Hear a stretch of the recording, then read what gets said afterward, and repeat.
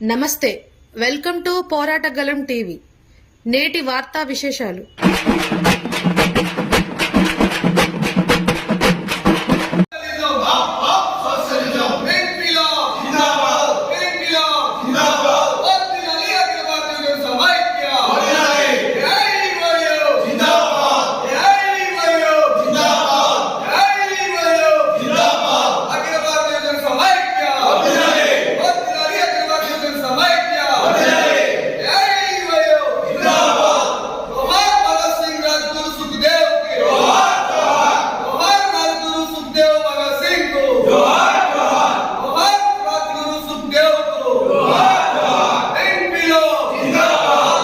ఈరోజు భగత్ సింగ్, రాజ్గురు, సుఖ్దేవ్ 94వ వర్ధంతి సందర్భంగా ఖమ్మం టౌన్లో స్థానికంగా నల్లమల గిరిప్రసాద్ భవన్ సిపిఐ ఆఫీస్లో ఏఐవైఎఫ్ ఆధ్వర్యంలో ఘనంగా నివాళులర్పించడం జరిగింది.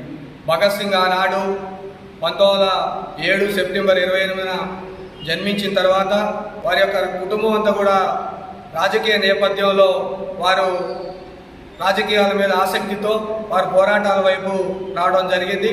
ఆనాడు ఇప్పుడున్న పాకిస్తాన్లో ఉన్నటువంటి బంగ్లా అనే తాలూకా ఆ గ్రామంలో ఆయన జన్మించిన తర్వాత 13 సంవత్సరాలకే రాజకీయాల్లో ఉన్నత శిఖరాలని అధిరోహించాలని దేశభక్తితోటి పోరాటాలని వాళ్ళు ఉధృతం చేస్తున్న క్రమంలో వాళ్ళ బాబాయి, తర్వాత వాళ్ళ నాన్నగారు వాళ్ళందరూ కూడా జైలు నుంచి ఈయన జన్మించిన టైంలో రిలీజ్ కావడంతో దాన్ని వారు స్ఫూర్తిగా తీసుకొని మాకు మరో విప్లవ వీరకిషోరం జన్మించిండని చెప్పి వాళ్ళ కుటుంబం అంతా సంతోషించారు. ఆ టైంలో వారు అక్కడి నుంచి రాజకీయంగా దేశభక్తిపై బ్రిటిష్ పాలకులు 200 సంవత్సరాలు వారు ఏదైతే భారతదేశాన్ని దోచుకుంటున్నారో ఆ దోపిడీకి వ్యతిరేకంగా వారి ఫ్యామిలీ మొత్తం కూడా భారతదేశం తరఫున పోరాటం చేయడం జరిగింది. ఆ పోరాటంలో భగత్ సింగ్ 23 సంవత్సరాలకే మరణం చెందడం జరిగింది. 1931 మార్చి 23న వారు అమరులుగా లోహార్ జైల్లో ఉరిదీయబడ్డారు. రాజ్గురు, సుఖ్దేవ్ వీళ్ళు ముగ్గురిని కూడా అతి కిరాతకంగా వారు ఉరిదీయడం జరిగింది.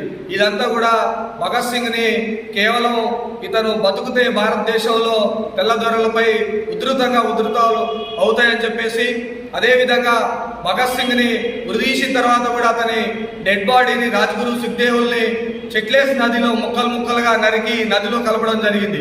ఎందుకంటే అతను భారతదేశంలో చనిపోయిన తర్వాత కూడా యువ కిషోరాలు అతని చావును ఆదర్శంగా తీసుకొని ఉద్యమాల వైపు వస్తారని చెప్పేసి ఆనాడు వారు అమరులైనారు. నా పేరు Mamilla Srinath Reddy, AYF joint secretary, Khammam జిల్లా. ఈరోజు భగత్ సింగ్, రాజ్గురు, సుఖ్దేవ్ల 94వ వర్ధంతి సందర్భంగా ఖమ్మం కేంద్రంలో గిరిప్రసాద్ భవన్లో నివాళులు అర్పించడం జరిగింది. భగత్ సింగ్ వారసులుగా మేము రాష్ట్ర కేంద్ర ప్రభుత్వాలకి నిరుద్యోగం పైన, విద్య, వైద్యం పైన చాలా చిన్న చూపు చూస్తున్నాయి. కేంద్ర రాష్ట్ర ప్రభుత్వాలు యువతకి ఎలాంటి బడ్జెట్లో మాకు నిధులు కేటాయించట్లేదు.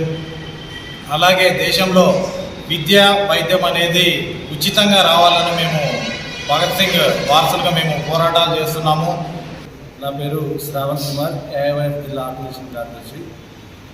రవి అస్తమించిన ఈ బ్రిటిష్ సామ్రాజ్యాన్ని 200 సంవత్సరాలు భారతదేశంలో పాతుకుపోయినటువంటి వారిని కుకటవేళ్లతో సహా ఒక నిప్పు కడికలా వణుకు పుట్టించినటువంటి వ్యక్తి భగత్ సింగ్. అలాంటి భగత్ సింగ్ పేరు విన్నా, పేరు చెప్పినా ప్రతి ఒక్కరు రోమాలు ఉక్కువడిసే పరిస్థితుల్లో భారతదేశం ఉంది.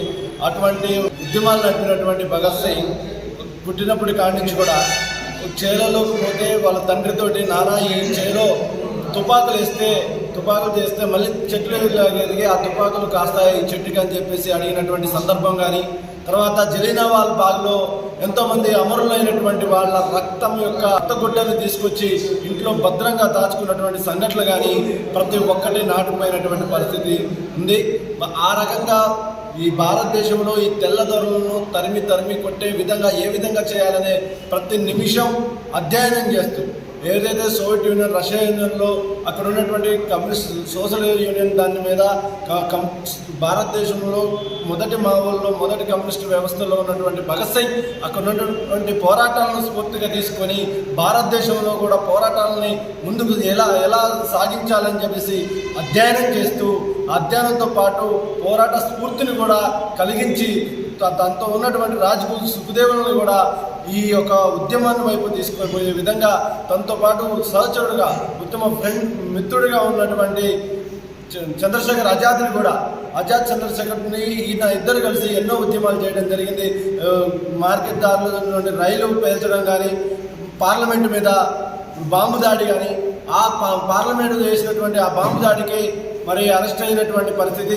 ఆ తర్వాత క్షమించండి అని వాళ్ళ నాన్న ఒక మాట చెప్తే అప్పుడున్నటువంటి రాష్ట్రపతి మరి మీకు క్షమాభిక్ష పెడతామని చెప్పేసి బ్రిటిష్ పాలనలో ఉన్నటువంటి గవర్నర్ మీకు క్షమాభిక్ష పెడతామని చెప్పినా సరే నాకు క్షమాపణ వద్దు, నా చావు వేలాది మంది యువతకి మార్గదర్శనం కావాలి, ఈ యువతకి నేను ఆదర్శం కావాలి, ఈ యువతకి నా ఒక భగత్ సింగ్ చచ్చిపోతే వేలాది మంది భగత్ సింగ్లు ఈ భారతదేశంలో పుట్టాలి, ఈ తెల్లదొరలను తరిమి కొట్టాలని చెప్పేసి ఆ ఉరికంబాన్ని ముద్దాడి అమరులైనటువంటి ఆ ఉద్యమ వీరుడికి ఈరోజు అఖిల భారత యువజన సమైక్య విప్లవ ధన్యవాదాలు తెలియజేస్తూ విప్లవ జోహార్ తెలియజేస్తా ఉంది. బూక్యా రవీందర్, ఏఎంఎఫ్ జిల్లా సహాయ కార్యదర్శి. ఆ రోజు భగత్ సింగ్ నూనెగు మీసాల 23 ఏళ్ల ప్రాయంలో ఈ భారతదేశ ప్రజల బానిసత్వ సంఖ్యలను తెంచడం కోసం ప్రాణాల్ని సైతం లెక్క చేయకుండా ఉరితాళ్లను ముద్దాడినటువంటి యువ కిషోరాలు ఆ రోజు భగత్ సింగ్, రాజ్గురు, సుఖదేవులు. ఆ రోజు వాళ్ళు చెప్పింది ఈ మనువాదపు మంటల్ని తొలగించడం కోసం ఘోరమైన పోరాటం చేసినప్పటికీ ఈరోజు అదే మనువాదంలో భారతదేశం కొట్టుమిట్టాడుతూ ఉంది. ఈ విధంగా ఈరోజు 94వ వర్ధంతిని జరుపుకుంటా ఉన్నాం. భగత్ సింగ్, రాజ్గురు, సుఖదేవులకు ఈరోజు కూడా మనశ్శాంతి లేకుండా చేస్తున్న ఆ మత ధోరణులను, ఆ మత ఉన్మాదపు వ్యతిరేక శక్తుల్ని అడ్డుకోవడం కోసం ఈరోజు అఖిల భారత యువజన సమైక్యగా 94వ వర్ధంతిని జరుపుకుంటూ ఏఎంఐఎఫ్ అఖిల భారత యువజన సమైక్యగా వాగ్దానం చేస్తా ఉన్నాం. ఈ మనువాదులని, మత ఉన్మాదాన్ని తొలగించడం కోసం వీరి ఆశయాల్ని కొనసాగిస్తామని చెప్పి వాగ్దానం చేస్తా ఉన్నాం.